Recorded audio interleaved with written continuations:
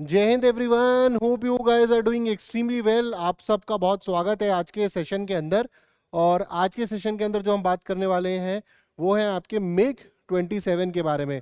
हमने अलग अलग एयरक्राफ्ट सीरीज के अंदर बात करी गई है। मिग 21 की बात कर ली है हमने, जैगुआर की बात कर ली है हमने, 29 की बात कर ली है, 29K की बात करी है which is the MiG 29 version for the Indian navy.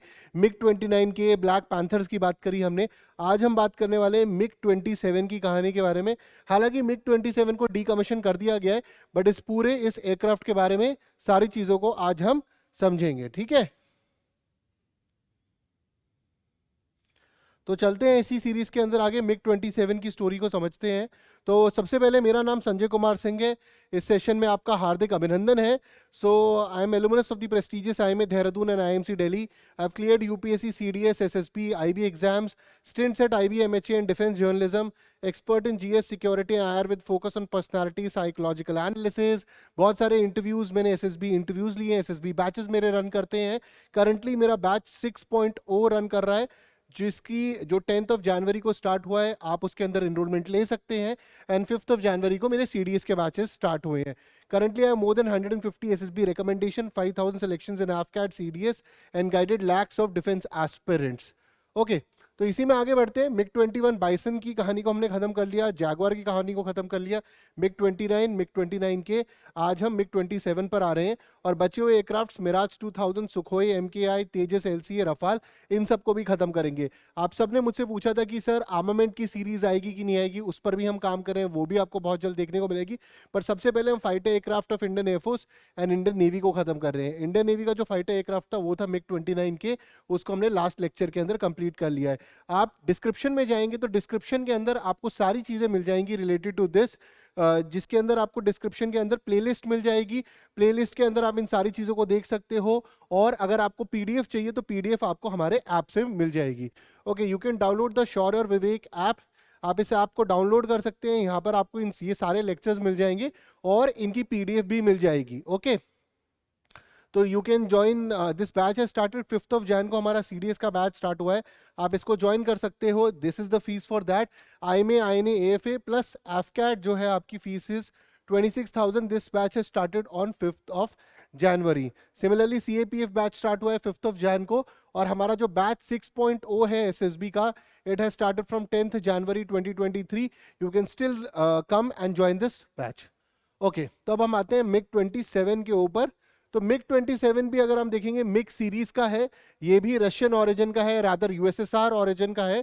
तो सोवियत यूनियन वर्ड यहाँ पर आ ही गया है। The Soviet sourced ground attack aircraft was designed by Mikoyan Gurevich design bureau.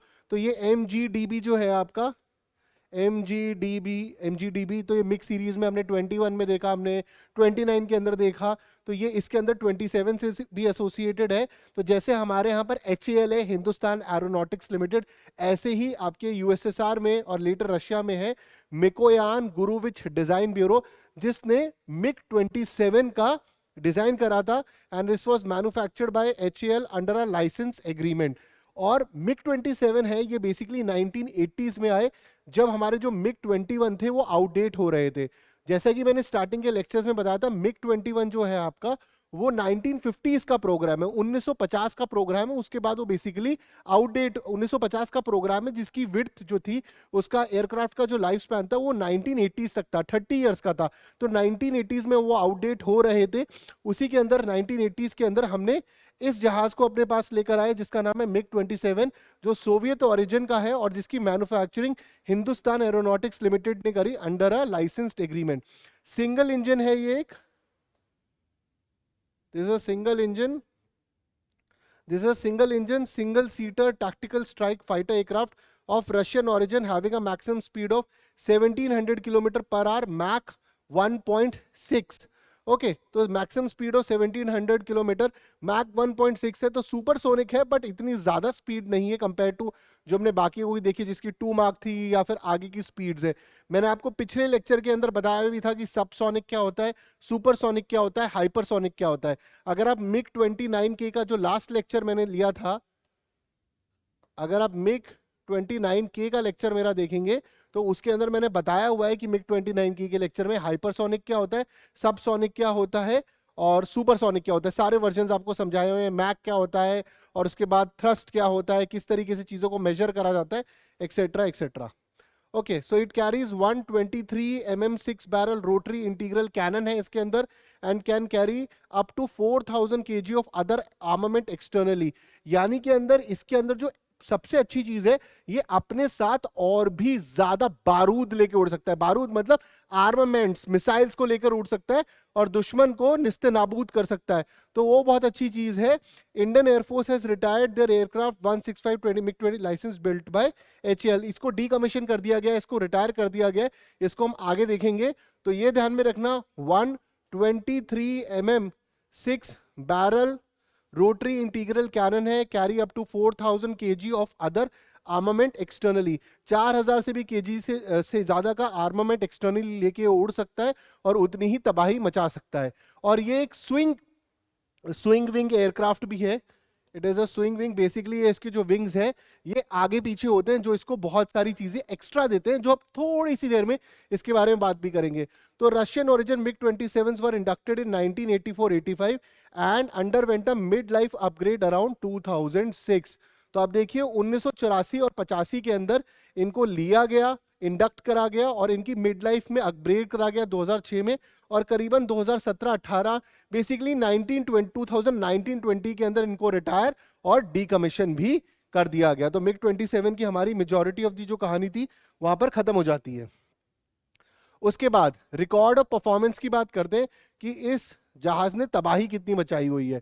तो MiG-27 is primarily a ground attack aircraft whose main role is to conduct precision airstrikes in battle while tackling the adversary's air defense. Okay, तो precision air strikes का मतलब होता है pin point target करके attack को उड़ा देना। और ये जो जहाज है आपका, ये बैटल एयर इंटरडिक्शन के लिए यूज होता है। It is used for battle air interdiction.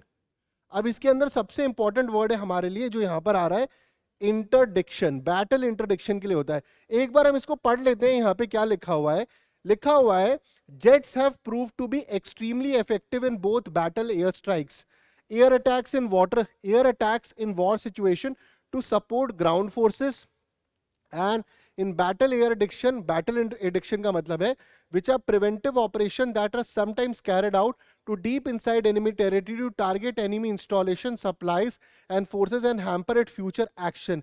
यानी कि इस जहाज को यूज करा जाता है बैटल एयर इंटरडिक्शन। इसका मतलब है कि जितनी भी ग्राउंड के अंदर चीजें हैं, जितनी भी ग्राउंड के अंदर चीजें हैं, यानी कि जो आपके एडवर्सरी की, आपके दुश्मन की है, उनकी जगहों पे जाकर अटैक कर देना इससे पहले कि वो आप पे अटैक करे।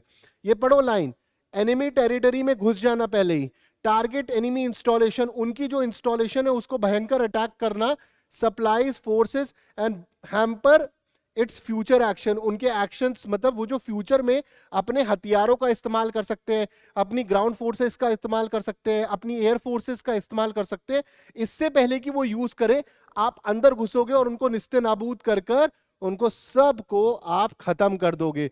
And this is called battle air interdiction. अब इस बैटल एयर इंटरडिक्शन के लिए आपको जरूरत पड़ती है प्रिसिशन एयर स्ट्राइक्स की, यानी पिन पॉइंटेड एयर स्ट्राइक्स की, पिन पॉइंटेड एयर स्ट्राइक्स की। यानी कि अगर ये सर्कल है और यहां पे टारगेट करना है, यहीं पे टारगेट करके निस्ते नाबूद कर दिया जाए। जो ग्राउंड सपोर्ट है एनिमी, मतलब एनिमी टेरिटरी के अंदर जो एनिमी इंस्टॉलेशन है, उनकी ग्राउंड फोर्सेस हैं, उनके सप्लाईज हैं, उनकी जो लॉजिस्टिक्स हैं, उनके वेपन्स हैं, उनकी जो आर्मरी है, उसको प्रिसिजन एयर स्ट्राइक करके डिस्ट्रॉय कर देना, इसको बोलते हैं बैटल एयर डिक्शन। और MiG-27 ग्राउंड अटैक एयरक्राफ्ट है, इस प्राइमरीली ग्राउंड अटैक एयरक्राफ्ट, यानी ग्राउंड पर फोकस ज्यादा है एयर अटैक से ज्यादा, कि जब ये उड़ रहा है और दुश्मन की जमीन में, दुश्मन की जमीन पे जो उसकी आर्मी है या उसकी फोर्सेस है, लॉजिस्टिक है, आर्मामेंट है, उनको जाके निस्तेनाबूद डिस्ट्रॉय कर देना, वो है इसका मेजर काम। आई होप आपको यहां तक की कहानी सारी समझ में आ गई होगी। ओके, यहां पर मैं फिर से बताने की कोशिश करूंगा एयर इंटरडिक्शन क्या है, हालांकि मैंने एक्सप्लेन कर ही दिया है। इंटरडिक्शन का मतलब है the action of intercepting and preventing the movement of a prohibited commodity और अ पर्सन, यानी कि पहले से ही उसको पकड़ लिया जाए, पहले से ही किसी चीज को प्रोहिबिट कर दिया जाए, रोक दिया जाए, उससे पहले कि वो आपको आके हार्म करे।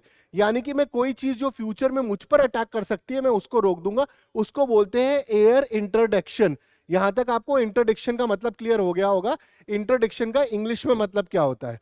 अब हम बात करते हैं, ये तो था अंग्रेजी का air interdiction, sorry interdiction. Air interdiction का मतलब क्या होता है? एयर इंटरडिक्शन का ऑल्सो भी मतलब होता है deep air support.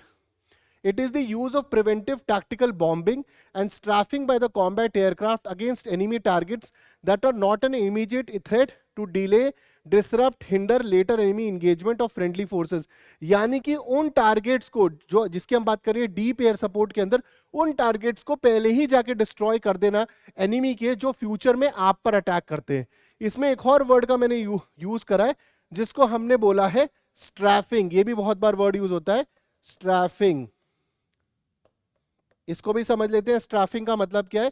स्ट्रैफिंग is the military practice of attacking ground targets from low flying aircraft using aircraft mounted automatic weapons. So strafing is the military practice of attacking ground targets.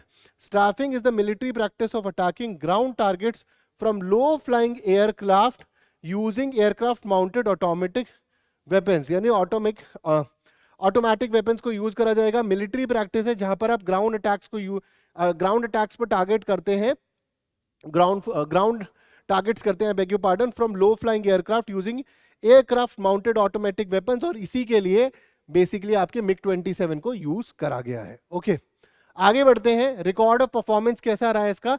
तो navigation and attack systems of the MiG 27 were second to none when it was inducted. यानी कि जब इस जहाज को लेकर आया गया तब ये बहुत ही काबिल तारीफ था, बहुत ही अच्छी परफॉर्मेंस थी, and it was second to none.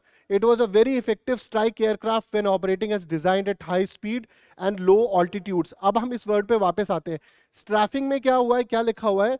स्ट्रैफिंग is the military practice of attacking ground targets from low flying aircraft using aircraft mounted automatic weapons. यानी कि ये जो जहाज है आपका मिग 27, ये लो फ्लाई यूज करेगा, यानी कि जमीन के पास रहेगा, और जमीन के पास से ग्राउंड पर जितने भी एनिमी है जो उनकी आर्म्ड फोर्सेस हैं उन पर अटैक करेगा। पहला पॉइंट, लो फ्लाइंग एयरक्राफ्ट होगा, एयरक्राफ्ट माउंटेड ऑटोमेटिक वेपन्स होंगे। हम फिर से वापस चलते हैं, यहां पर हमारे पास क्या लिखा हुआ था? It can carry up to 4000 kgs of other armament externally. अगर इसका भार बढ़ जाता है तो ऑटोमेटिकली इसकी स्पीड कम होगी। अब देखो इसकी स्पीड भी कम है, 1700 किलोमीटर पर आवर, मैक 1.6 है। Speed is less because it can carry more of the weight also. 23 mm 6 barrel rotary integral cannon है, यानी कि ये अपने साथ हथियार ज्यादा लेकर इसलिए चलता है क्योंकि ये लो ऑल्टीट्यूड पे फ्लाई करेगा और जो ग्राउंड टारगेट्स हैं उनको उड़ा देगा। That is the reason. तो और जो ग्राउंड टारगेट्स को उड़ाने की बात होती है उसी में वर्ड आता है स्ट्रैफिंग, इसको ध्यान में रखना। वापिस इसी स्लाइड पे आते हैं। Design at high speeds and low altitudes. Low altitudes क्या है? लो ऑल्टीट्यूड पे रहेगा, हाई स्पीड पे उड़ेगा, एनिमी के ग्राउंड टारगेट्स करेगा। The indigenous upgrade made it even more potent and it was widely regarded as the most accurate weapon delivery platform of the Indian force at one point of time। Later on वो outdated हो गया था। इसके अंदर एक और class बात थी, ये स्विंग विंग एयरक्राफ्ट था। स्विंग विंग एयरक्राफ्ट का मतलब है, या फिर variable geometry technology allowed the aircraft to change the sweep of their wings, thus changing the geometry of the plane as per the operational requirement। This provided flexibility and ability to stay stable at low altitudes। Swing wing aircraft क्या करते हैं, जो इनके wings होते हैं ये आगे मतलब आगे पीछे मूव कर सकते हैं, पीछे हो सकते हैं और आगे हो सकते हैं, और इस वजह से इनको फायदा ये होता है, फ्लेक्सिबिलिटी मिलती है और ये लो ऑल्टीट्यूड्स पर आराम से स्टेबल फ्लाई कर सकते हैं। तो यही सेम चीज थी, इसके जो स्विंग विंग एयरक्राफ्ट थे वो आपके आगे पीछे होते हैं। यूट्यूब पे आप वीडियोस देखोगे तो आपको काफी जगह दिख जाएंगी जिसके अंदर विंग्स आगे जा रहे हैं और पीछे जा रहे हैं, तो वो भी खास बात थी। एडवांस पर आने वाले टाइम में क्या हुआ कि ये जो टेक्नोलॉजी थी, आने वाले टाइम के अंदर स्विंग विंग जो टेक्नोलॉजी थी आपकी स्विंग विंग एयरक्राफ्ट की, ये आउटडेट हो गए बिकॉज चेंजेस हो गए, aerodynamically more proven fighter planes started coming and these advances in aerodynamics ensured that variable geometry aircraft were no longer needed, क्योंकि ऑलरेडी बहुत बेटर फाइटर एयरक्राफ्ट आने लगे। और जो इस फाइटर प्लेन की खासियत थी वो नॉर्मली हर प्लेन के अंदर बेटर टेक्नोलॉजी के साथ, बेटर विंग स्ट्रक्चर के साथ देखने को मिली। तो ये जो टेक्नोलॉजी थी स्विंग विंग एयरक्राफ्ट की, ये पुरानी हो गई। The 29th squadron that operated the upgraded MiG-27 was Indian Air Force last swing wing squadron। ठीक है, 29 स्क्वाड्रन है जो आपकी MiG-29, MiG-27, MiG-20 7 से एसोसिएटेड थी, 29 नेम है, but associated with MiG 27 was Indian air force last swing wing squadron, ध्यान रखना इस बात का। अब चलते हैं, at the time of MiG 27 were inducted, India's air defense was focused primarily on Pakistan. Pakistan की फोकस पे बनाई गई थी। Jet showed its efficacy over Gujarat, Rajasthan, Punjab, also proved to be extremely effective in the high altitude conflict in Kargil in 1999. In Kargil, MiG-27 took part in Indian Air Force operation codenamed Safed Sagar, in which Air Force assets operated jointly with ground forces. कई बार exam में पूछा गया है कि जो Indian air force का कारगिल में operation था उसका नाम क्या था, तो दैट इज ऑपरेशन सफेद सागर। इसका ध्यान में रखना। क्या इसमें मिग 27 ने पार्टिसिपेट करा था? बिल्कुल करा था। उसके बाद गुजरात, राजस्थान, पंजाब के अंदर इसको यूज करा गया है। कारगिल के 1999 के कॉन्फ्लिक्ट के अंदर इसको यूज करा गया था, ध्यान रखना इस बात का। और बेसिकली स्टार्टिंग में जितने भी हमारे हथियार लिए गए ये आपके पाकिस्तान को ही मद्देनजर रखते हुए लिए गए। बट अगर हम रफाल की बात करें, रफाल के अंदर काफी कुछ सेंट्रिक है टू चाइना। जब हम रफाल में पहुंचेंगे तो उसकी बात भी करेंगे। ओके ठीक है, तो आगे बढ़ते हैं अब। तो Kargil war saw the most extensive role for the Indian air force since the 1971 war. MiG-21s, MiG-23 and MiG-27s were used along with Jaguar and Mirage jets. Okay, the flight lieutenant K Nachiketa sir जो थे वो MiG-27 ही उड़ा रहे थे when he was hit by Pakistani, after which he was ejected and was held prisoner for more than a week by the Pakistani forces. Okay so ये ध्यान में रखना, जो आपके फ्लाइट लेफ्टिनेंट के नचिकेता साहब थे वो MiG-27 उड़ा रहे थे। कारगिल वॉर के अंदर MiG-27 को यूज करा गया था। Okay and MiG-21, 23, 29, MiG-21, 23 and MiG-27 were used along with Jaguar and Mirage jets. Okay, the first jet of MiG-27 LM were retired in December 2017 के अंदर इनकी रिटायरमेंट हुई, पहला batch, while the final batch was retired from the service on 27th December 2019 के अंदर इनको decommission और retire कर दिया गया। The Soviet source ground attack aircraft was designed by Mikoyan, ये तो हमने पहले ही पढ़ लिया था। On December 27, 2020, Indian Air Force retired the fleet of MiG-27s। 29 squadron आपकी लास्ट स्क्वाड्रन थी जिसको हम स्कॉर्पियंस भी बुलाते हैं, स्कॉर्पियस भी बुलाते थे। Flu the aircraft in the sunset at the Indian air force Jodhpur base. The service life of swing wing type aircraft marked an important era for the Indian Air Force as the various efforts were made to strengthen the nation's air defense। But 2019-20 के अंदर इनको finally bye bye बोल दिया गया, retire कर दिया गया and they वर डीकमीशन्ड। इसके साथ ही हमारा आज का लेक्चर यहीं खत्म होता है MiG-27 का। अगले लेक्चर के अंदर हम अगले फाइटर एयरक्राफ्ट के बारे में बात करेंगे विच विल बी मिराज 2000। अगले में हम बात करेंगे आपकी मिराज 2000 के बारे में बात करेंगे which is again a very important fighter aircraft. You can download the Shaurya Vivek app, description में आपको इसका लिंक मिल जाएगा, आप इसको बिल्कुल डाउनलोड कर सकते हो। उसके अलावा you can join are offline courses for CDS and CAPF AFCAT को ज्वाइन कर सकते हो। You can call on this number 63986834141 7906179467 and SSB registration you can still enroll in this course. This is started on 10th of Jan। अभी आपकी NCC की dates आने वाली हुई है तो you can enroll in this course। So guys, thank you very much। जय Hind. I hope आज आपने इस लेक्चर के अंदर MiG-27 की पूरी कहानी को समझ लिया होगा। जो स्विंग विंग एयरक्राफ्ट हमने उसकी बात करी, उसके साथ जो उसका जो वेट ज़्यादा 4000 kgs के वेट की हमने बात करी, प्लस स्पीड की उसकी बात करी, क्या क्या एक्स्ट्रा चीज़ें थी जो एयरक्राफ्ट में थी और किस तरीके से 1980s में प्लेन आया जो सोवियत एरा का था और इवेंचुअली 1920 के अंदर इसको रिटायर कर दिया गया, किस तरीके से इसने कारगिल वॉर के अंदर हमारी हेल्प करी और कितना योगदान रहा है MiG-27 का। So guys, thank you very much and जय हिंद।